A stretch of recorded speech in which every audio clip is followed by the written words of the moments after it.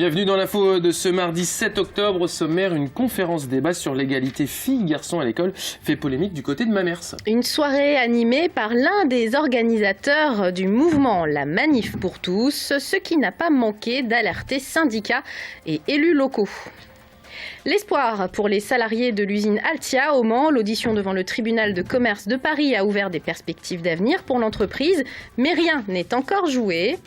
Et puis retour sur un week-end portes ouvertes à la SPA, 150 compagnons sur pattes y attendaient leur nouveau maître. Notre invité ce soir dans l'info, c'est Pascal Lecointre, délégué local de l'ADI, Association pour le droit à l'initiative économique, qui lance un concours de créateurs d'entreprises afin d'inciter les seniors et les jeunes à se lancer dans l'aventure.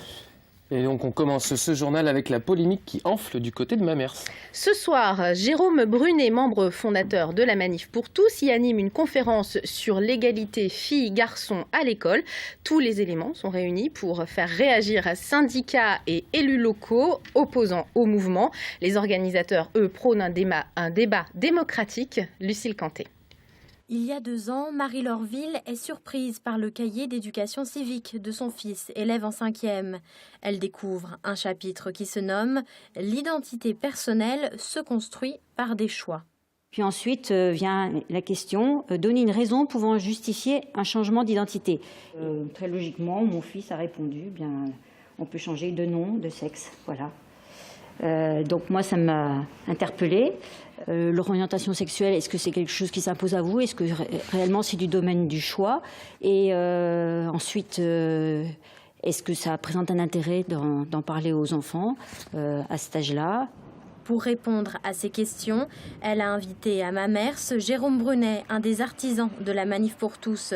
Il critique ce qu'il appelle la théorie du genre, qui serait basée sur l'orientation sexuelle et enseignée à l'école selon lui.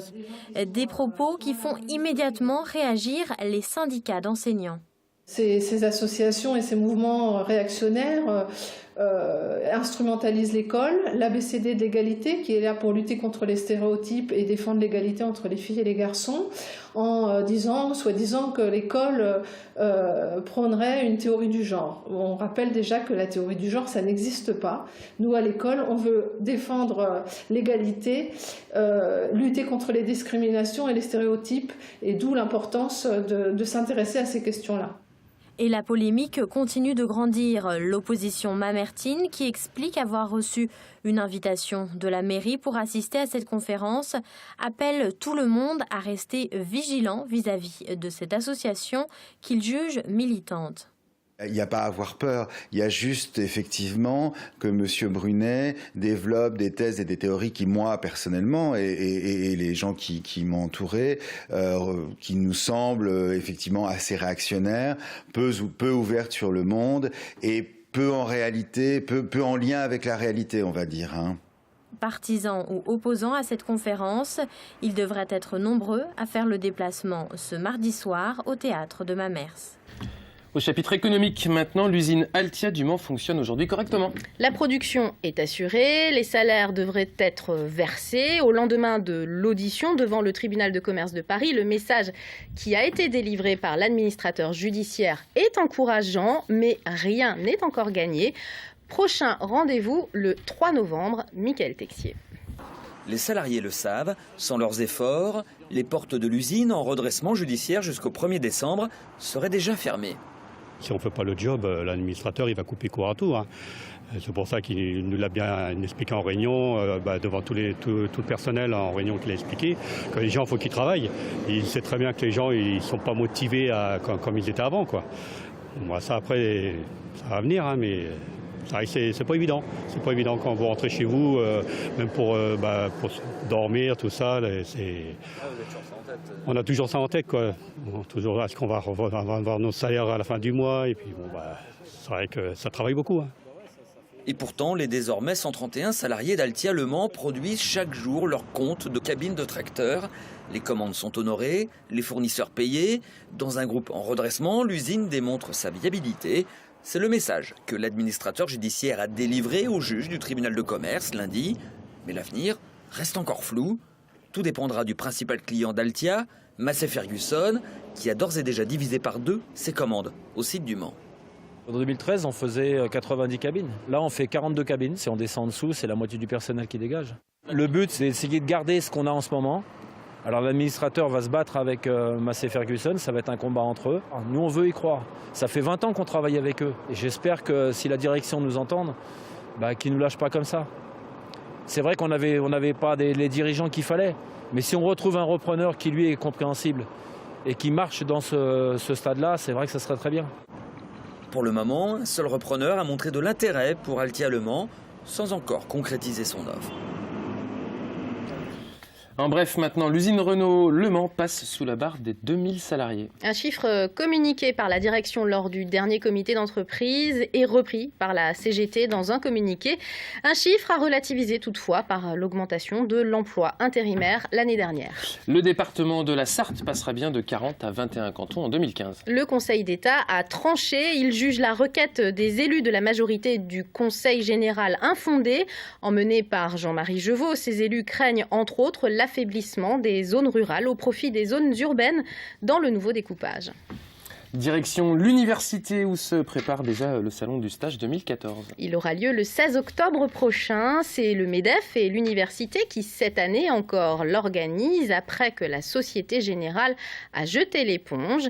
Le salon se veut ambitieux. On écoute Virginie Robert, c'est la déléguée générale du MEDEF en Sarthe, au micro de Michael Texier. Plus d'ambition puisque plus d'entreprises, un peu plus d'une cinquantaine présentes, un peu plus d'une centaine représentées, un peu plus de 200 offres de stage. Donc oui, avec plus d'ambition pour qu'on ait un peu plus de fréquentation d'étudiants. On a essayé de cibler les offres de stage en fonction des diplômes qui sont préparés à l'université, dans le milieu de la banque, dans le milieu des assurances, au niveau des juristes, au niveau des nouveaux métiers, tout ce qui est lié au numérique.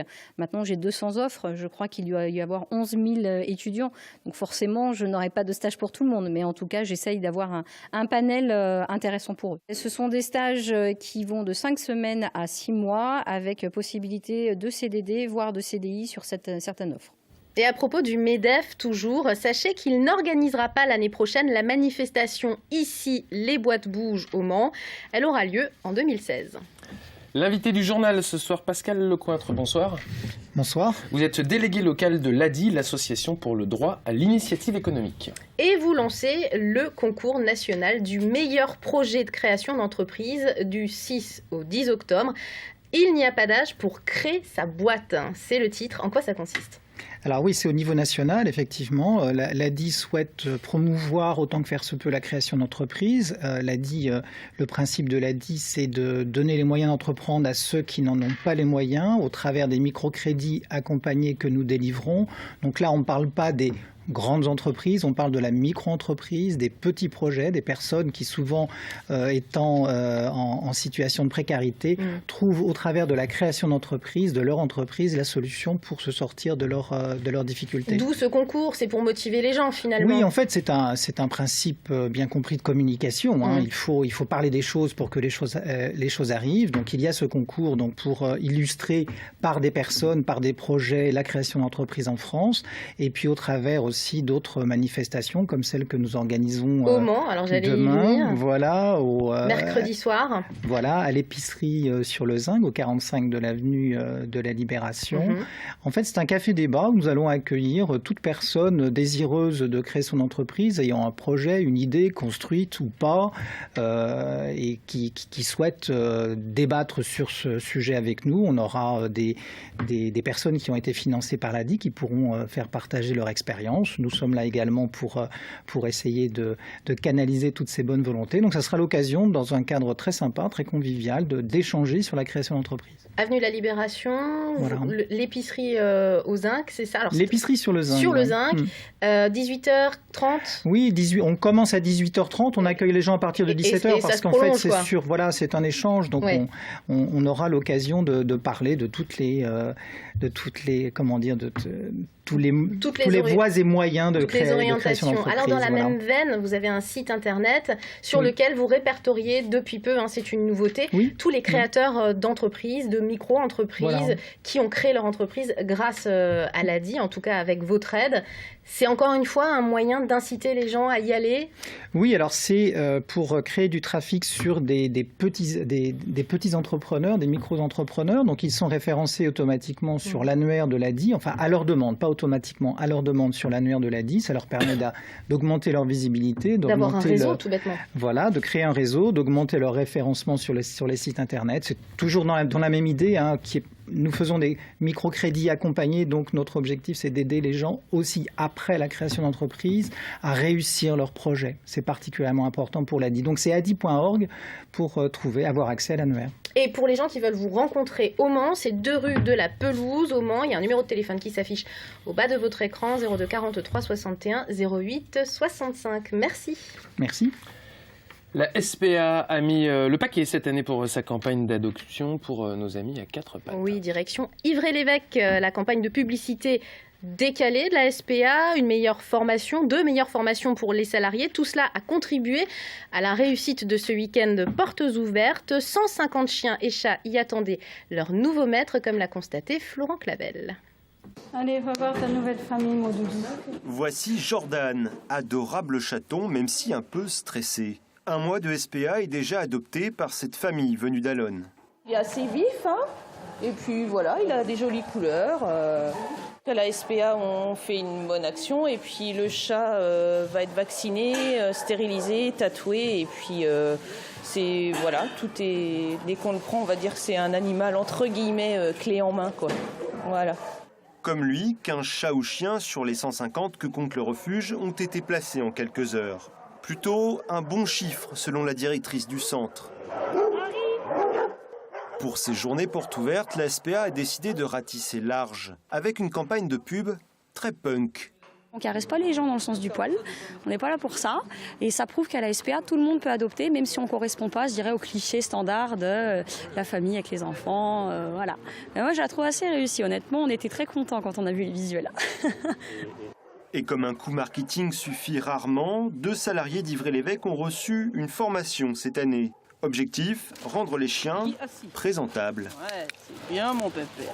Bien. Déjà, quand un chien, qu'on le présente à l'adoptant, qu'on le sort de son box, il est assis, qu'on lui demande, il ne tire pas en laisse, on a déjà une bonne partie de l'adoption qui peut être faite, parce que vraiment le but ici, c'est de rééduquer les chiens pour qu'ils soient adoptés ensuite dans le foyer. Adoptés et qu'il le reste. Car les entrées sont nombreuses à Ivry-l'Évêque. Près de 300 au premier semestre de cette année, c'est 2 fois plus qu'à la même période en 2013. Un reportage de Florent Clavel, c'est la fin de ce journal. L'info sur LMTV, c'est demain à partir de 18h30. Vous pouvez également consulter les différents journaux de la rédaction sur le site internet lmtv.fr. D'ici quelques instants, l'actu vue du campus. Notre invité ce soir, Fernando Copello, enseignant-chercheur du département d'espagnol à l'Université du Maine et concepteur d'une exposition sur la poétesse argentine Alejandra Pizarnik. L'actu vue du campus dans un instant.